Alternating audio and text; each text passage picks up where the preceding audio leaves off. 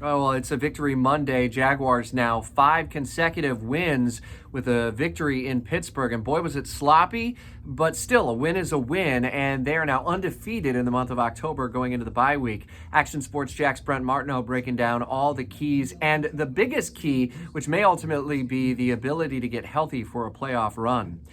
We are headed back to work and school on this Monday on the eve of Halloween. On a really spooky note, we've got some pretty thick, dense fog blanketing the metro area. Very warm start to the week, as we've been warm the last several days as well. Reaching into the 80s likely today and Halloween before gradually cooling down. Now, a cold front will come through on Halloween night.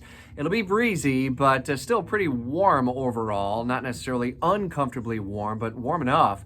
And then breezy. And then by Wednesday morning, you get up and it's going to feel quite cool. And middle and end of the week, going to be pretty brisk overall, as onshore winds will be the story then for the second half of the week. Greater Jacksonville Agricultural Fair opens on Thursday. Pretty good fair weather. Other than the winds, we'll have to watch for whether or not that may impact any of the rides at the fairgrounds. But all in all, a relatively dry week of weather ahead. A number of storylines we're following for you on Jacksonville's morning news. Breaking in the overnight hours in the Jacksonville Heights area, a drive-by shooting leaving one person injured. A car full of people shot up very early this morning. Police still looking for the suspect vehicle. This follows another drive-by which was deadly off JTB and Phillips Highway from over the weekend, as local groups, faith leaders, and others are calling for an end to the violence.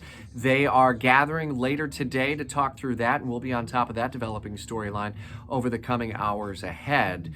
The ground assault continues in Gaza as Israel is moving closer and closer to the all-out ground attack against Hamas in Gaza. We're following that story from multiple angles in the Middle East as a bombardment happened over the weekend. A lot to cover for you throughout Jacksonville's morning news. Be listening now through 10 o'clock today and every weekday this week on 104.5 WOKV.